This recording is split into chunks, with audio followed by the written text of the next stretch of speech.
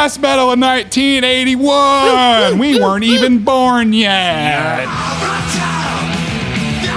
What's up, guys? Welcome to Forge Master Metal Reviews, the place where you can go back in time and get the most out of your metal. Welcome to a new segment where we round up our picks for the best metal albums in metal history. Today we are going back in time to 1981, where Raiders of the Lost Ark made its debut, Donkey Kong hit the arcades, and MTV just launched, when it was actually music. If you like metal content like this, hit that like button for us. It helps us spread this video to new fans just like you. You guys are great. Jump in your time machine, folks. Let's throw in some soft sell and hit the drive to take a trip into the best metal albums of 1981.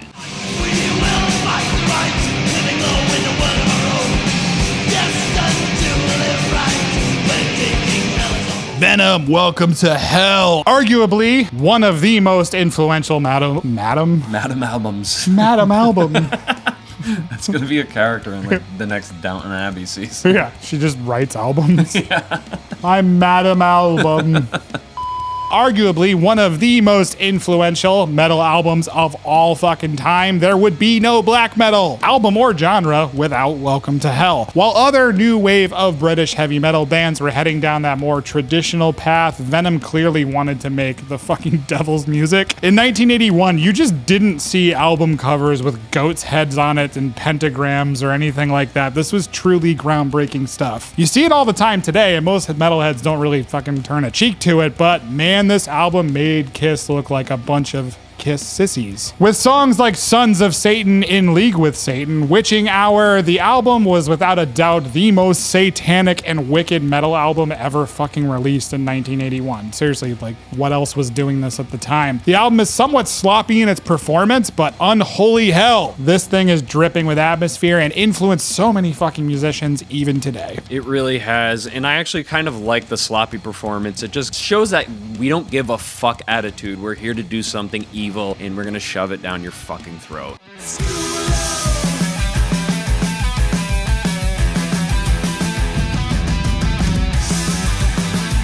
Anvil, hard and heavy. The first track on this just really makes me feel great. It's a fist pumper all about going back to school, and it makes me feel great about my decision to go back to school. Yeah, Anvil! Woohoo! Also, there's awesome guitar tone. There's awesome guitar tone, massive drums with an ultra thumping kick on this. This record has one of the best covers of Paint It Black that I've ever heard. I know that there are a lot of bands that have attempted to cover Paint It Black, and it's just kind of lackluster. Anvil kills it. This is an album that has super cringy lyrics, so put it on in the background. I think you're gonna have a fun time with it. Just don't listen to the lyrics. Other than that, Anvil, hard and heavy, great record. Still not as cheesy as Manowar. Yeah, no, they're not.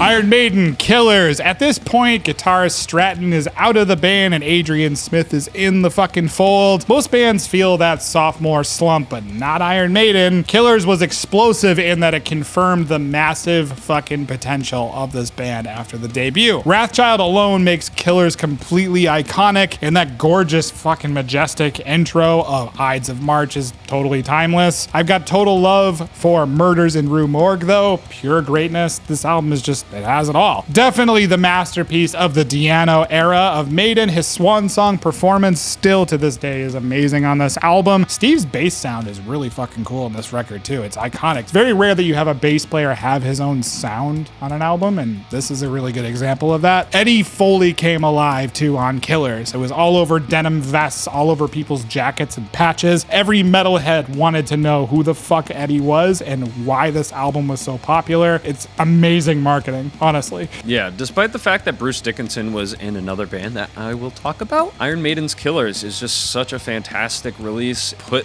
their branding everywhere.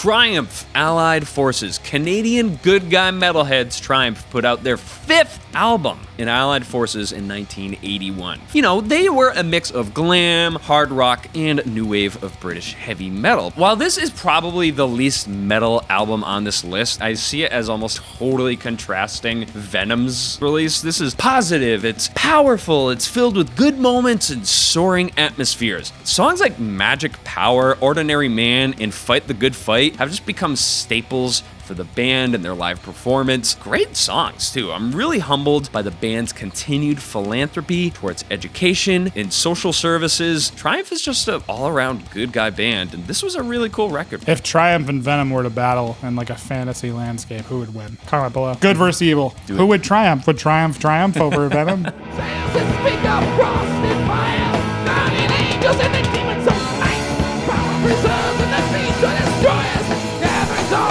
Cirith Ungol, Frost and Fire. Cirith Ungol is essential listening for metalheads going on the epic quest for earlier epic doom and heavy metal. A true treasure of underground heavy metal, Metal Blade Records obtained the right to reissue their back catalog, and now you guys, can revel in the classic fantasy artwork and glory in the biggest audio format that there is. Their first album, it was self-recorded, which is pretty fucking awesome, and Frost and Fire contains that total raw, flickering embers of the Cirith Ungol band spirit. Michael Whalen's artwork no doubt grabbed every nerdy D&D metalhead's fucking attention with his album art for Frost and Fire and everything after it, transporting the listener to a totally different, amazing realm with the music. The album is still dear to my heart in their early epic trilogy of metal albums. It sits firmly atop its wizard throne, spellbinding those who dare to gaze upon its ancient teachings. If you love epic doom, this is essential listening. Check it out.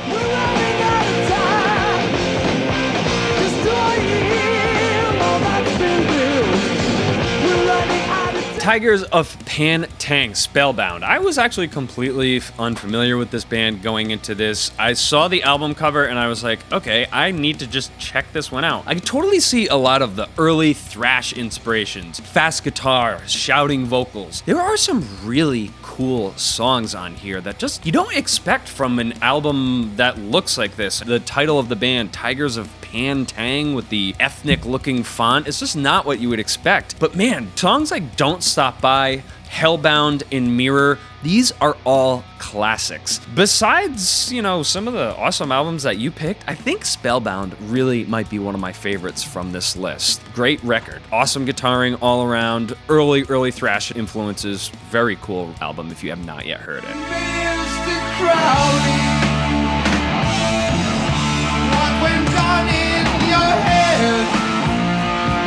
This one is no surprise. Ozzy Osbourne, Diary of a Madman, the second solo album of the Dark Prince himself, Ozzy Osbourne. Diarrhea of a Madman. Diarrhea of a Madman. Sponsored by Pepto-Bismol. Fucking take the album art, just put diarrhea behind him, and then change the name.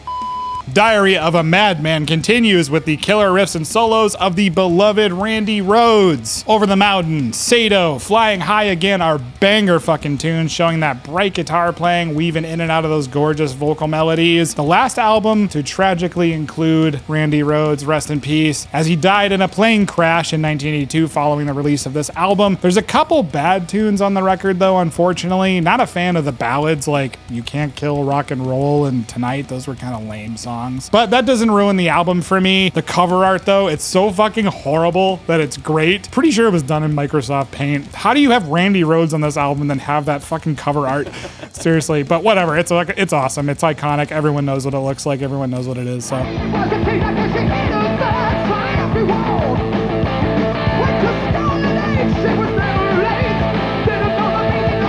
Samson, Shock Tactics. While Iron Maiden was doing their thing with Paul Di'Anno, Bruce Dickinson was the frontman of Samson under the cute moniker Bruce. Shock Tactics is the band's third full length. Bruce is definitely the highlight of this album, but you really cannot deny the strength of some of these songs. It's it's actually really interesting to hear Bruce's early days kind of being with a more bluesy inspired band. You know, he kind of has a little bit of that sultry, bluesy sound to his voice before he goes into Iron Maiden. It's really cool to like hear him doing something a bit different. It works, you know. Look at Joe Cocker, one of the greatest vocalists of all times. You know, super powerful voice, sang for a blues band, basically. This is a really cool album if you have not yet heard it, and if you're interested in, you know, a bit of Bruce Dickinson's history and Iron Maiden's history, be sure to check out Samson's Shock Tactics. And what classic albums from 1981 did you love? Let us know down in the comments below. Hit that like button for us and subscribe if you're new. As always, go with the gods, our Forge Master brethren. Don't let your love